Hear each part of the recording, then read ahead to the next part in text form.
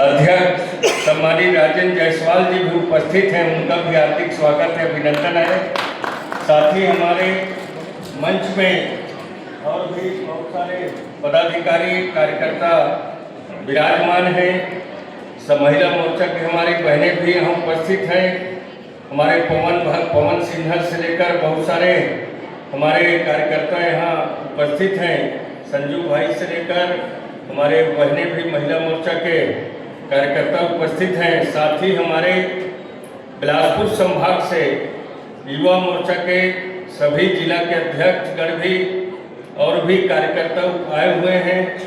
साथ ही हमारे अग्रसेन विद्यालय के हमारे प्यारे प्यारे छात्र छात्राएं, साथ ही हमारे अन्य विद्यालय से भी यहाँ पर हमारे छात्र छात्राएं उपस्थित हुए हैं। निश्चित तौर पर बजट के बारे में चर्चा और भारतीय जनता पार्टी ने एक विचार के साथ कि हमारे युवाओं को देश में हमारे जो यशस्वी प्रधानमंत्री हैं, हमारे वित्त मंत्री माननीय सीतारमण जी हैं, निर्मला सीतारमण जी, उन्होंने हमारे देश के लिए इस बजट में क्या क्या प्रावधान किया है। अब एक युवा को इसके बारे में जानकारी हो, इस कारण से कार्यक्रम का आयोजन किया गया है। वैसे आप सब लोग को मालूम होगा कि सरकार की जो बजट है वो बजट पूर्ण रूप से ऑनलाइन भी अलग अलग विभाग का दे दिया जाता है। आप मोबाइल में, कंप्यूटर में, लैपटॉप में ऑनलाइन के माध्यम से युवाओं के लिए क्या है, किसानों के लिए क्या है, नौजवानों के लिए क्या है, वृद्ध माता पिताओं के लिए क्या है, विकास के लिए क्या है, गरीब कल्याण योजना के लिए क्या है, ये सारी दर्शित रहता है। आप सब उसको देख एक विषय को अध्ययन कर सकते हैं। आज चूंकि युवा कंप्यूटर में माहिर है और हर व्यक्ति को जानकारी बजट के संबंध में रहना चाहिए। बड़े विस्तार के साथ में हमारे सुशांत शुक्ला जी ने बजट के संबंध में जानकारी दी। हम सबको मालूम होना चाहिए, जैसे कि हमारे देश के पूर्व प्रधानमंत्री रहे, छत्तीसगढ़ के निर्माता अटल बिहारी वाजपेयी जी ने उस समय प्रधानमंत्री सड़क योजना निकालकर गांव-गांव में सड़क बनाने का काम किया। आज इस योजना आज तेज गति से प्रारंभ है।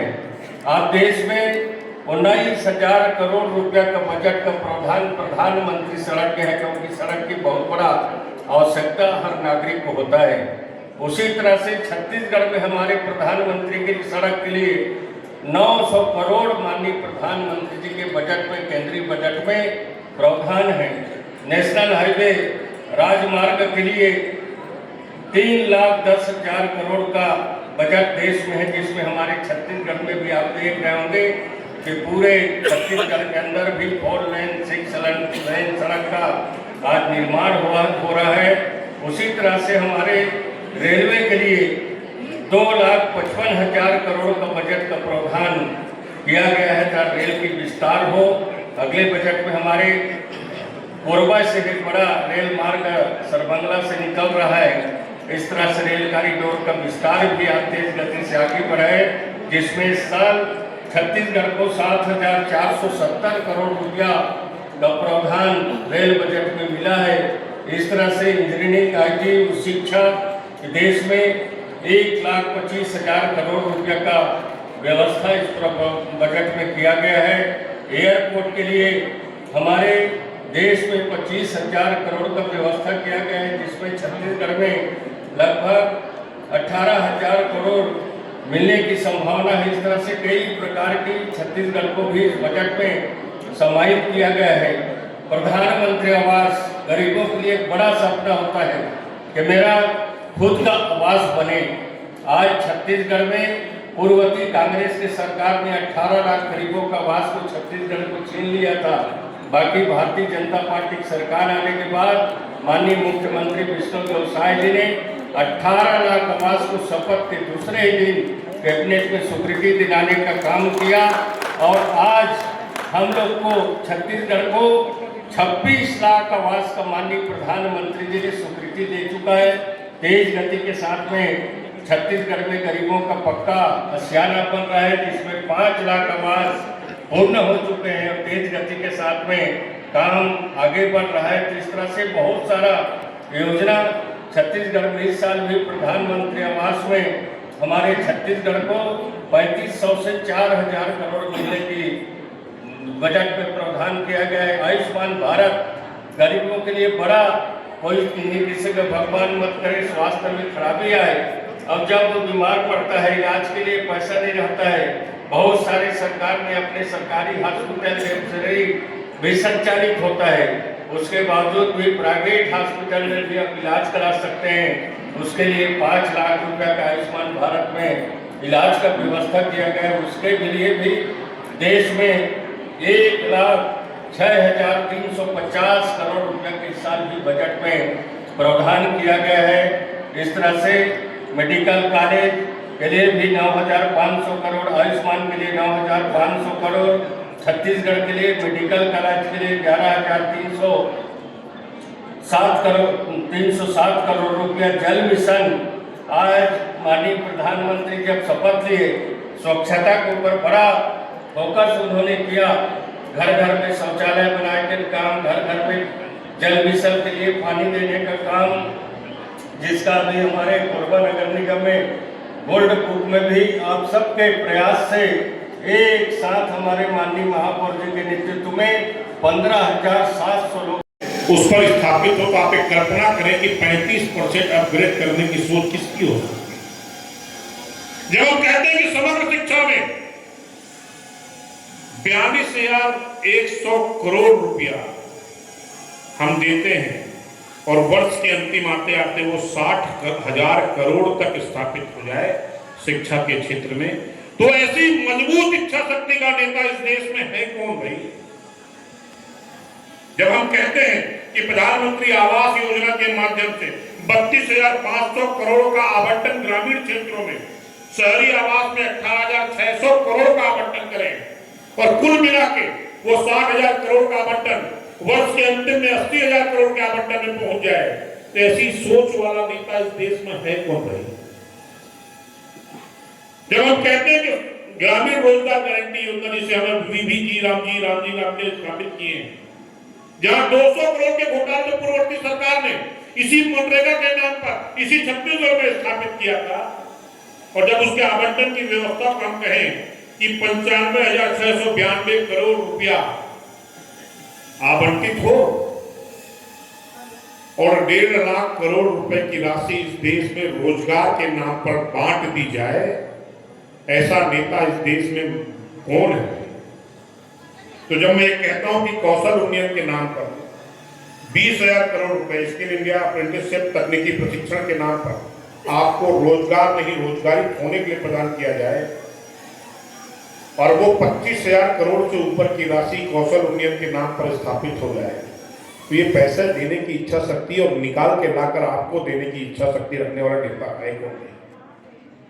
जब मैं कहता हूं कि सेमीकंडक्टर के नाम पर उद्योग स्थापित करने की व्यवस्था के लिए 40,000 करोड़ रुपए से ज्यादा के औद्योगिक निवेश स्थापित हो, और तब जब अमेरिका से हमारी ट्रेड डील पर विसंगति चल रही हो, ऐसी इच्छा शक्ति वाला नेता इस देश में है कौन।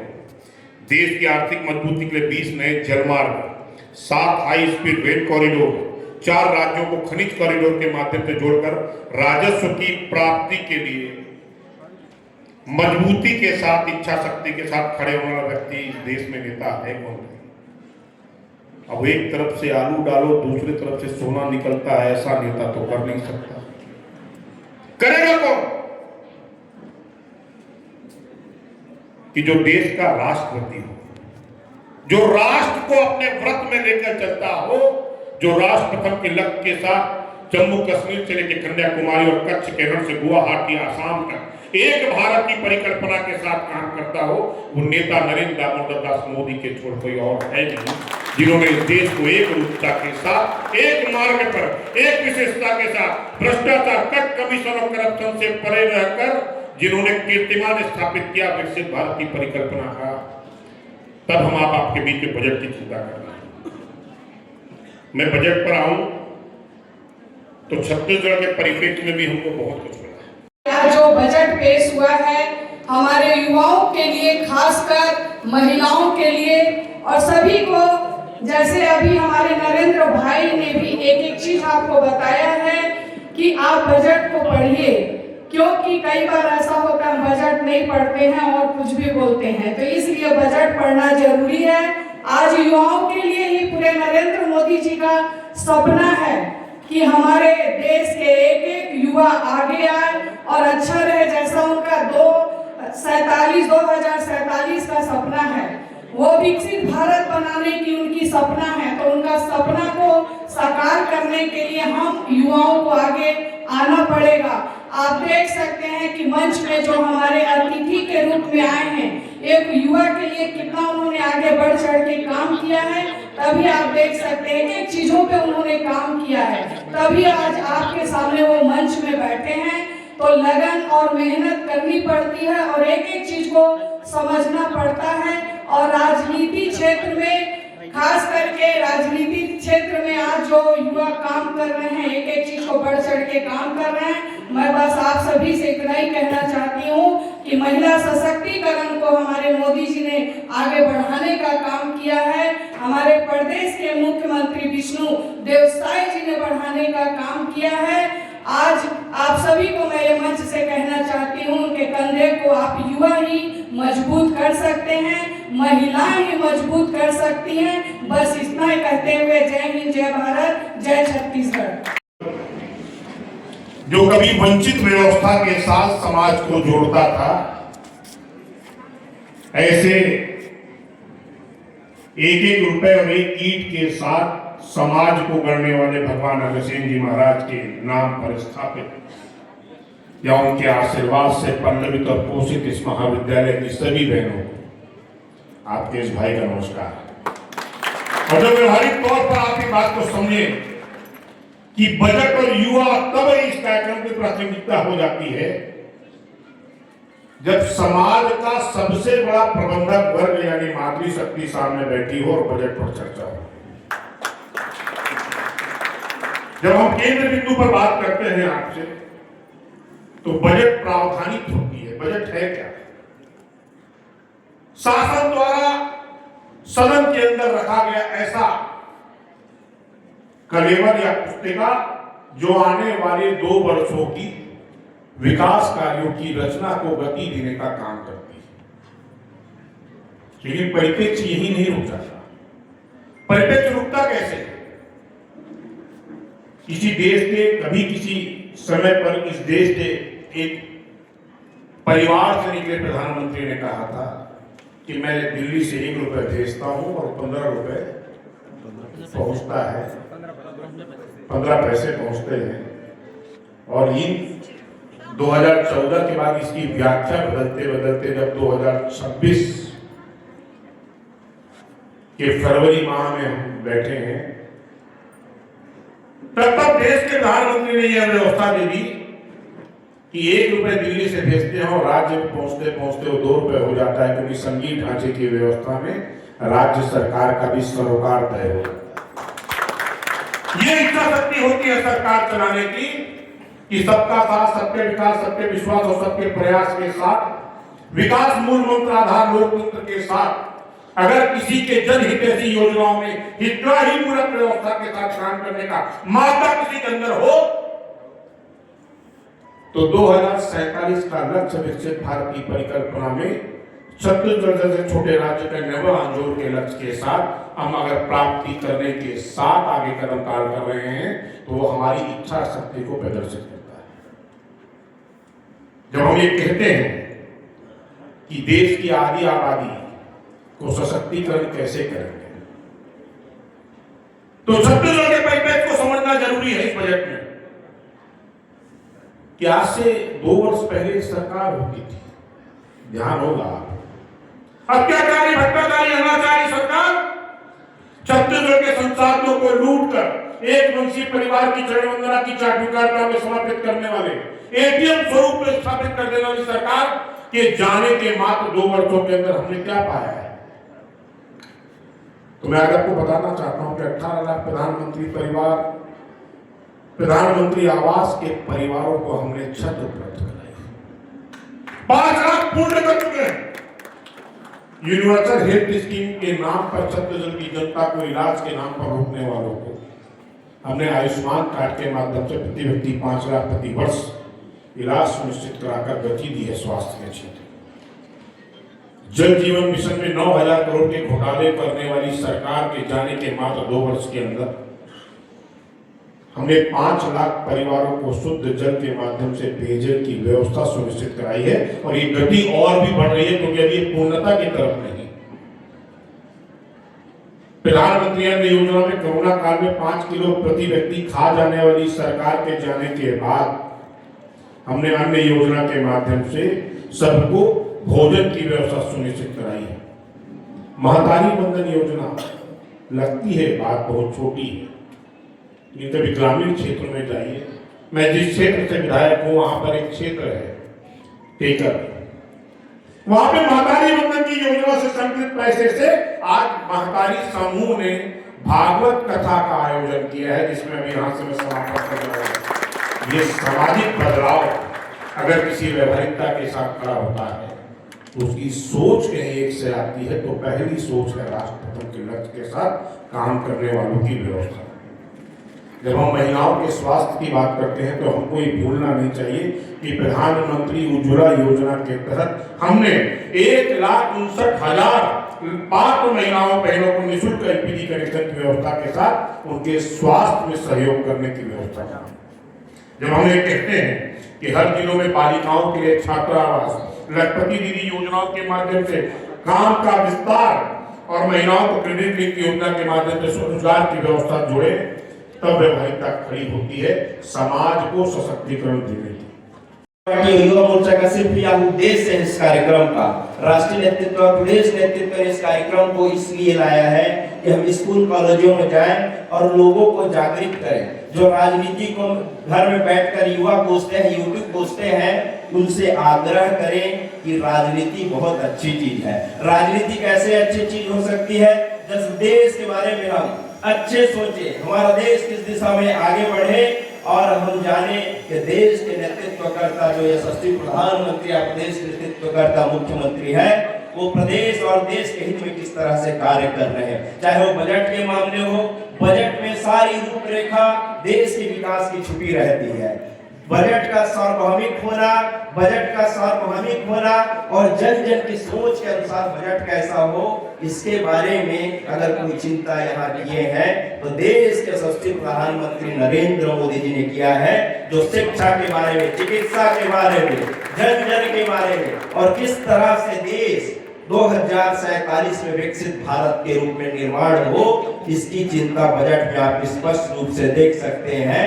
आज आग्रह करने युवा मोर्चा के साथी आए हैं, हमारे मुख्य वक्ता आए हैं कि आप बजट का अध्ययन करें और देश के यशस्वी नेतृत्वकर्ता नरेंद्र मोदी जी का जो विजन है, हम जन जन को, सारे युवा साथियों को नरेंद्र मोदी जी के कंधे को मजबूत करने के लिए एक प्रभावी सोच के साथ हमारा देश कैसे आगे बढ़े, हमारा नगर कैसे आगे बढ़े, हमारा प्रदेश कैसे आगे बढ़े, इसकी चिंता हम सबको करनी है। उस उद्देश्य से इस कार्यक्रम को रखा गया है।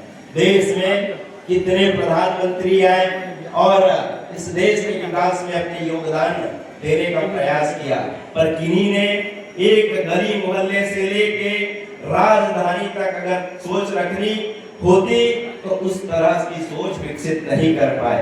आज आप हर तरह से देखते होंगे, कौन गरीब, कौन अमीर, कौन मध्यम वर्ग, कौन युवा, कौन युवती, कौन गृहिणी, कौन बुजुर्ग, सब के लिए योजनाओं के साथ देश के यशस्वी प्रधानमंत्री काम कर रहे हैं। तो उनके कंधे को मजबूत कर घर में बैठकर राजनीति को कोसने के बजाय हम अपने विचारों को सोशल मीडिया के माध्यम से, अन्य प्लेटफॉर्म के माध्यम से देश में किस तरह से गतिविधि होनी चाहिए, उसके लिए हम सबको आगे आना चाहिए। इस आग्रह विश्वास के लिए यह कार्यक्रम रखा गया है।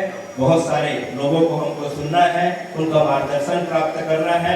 आप सबको बहुत बहुत शुभकामनाएं। युवा मोर्चा के हमारे साथियों को बहुत बहुत शुभकामनाएं। इस कार्यक्रम के लिए शुभकामनाएं। देश प्रदेश और हमारे नगर को, नगर निगम क्षेत्र को, विधानसभा क्षेत्र को जीने को, हम युवाओं को एक नेतृत्व प्रदान करना है, एक संदेश देना है प्रभावी कार्य करके। ऐसा आग्रह विश्वास के साथ मैं अपने वाणी को विराम दे रहा हूँ। जय हिंद, जय छत्तीसगढ़।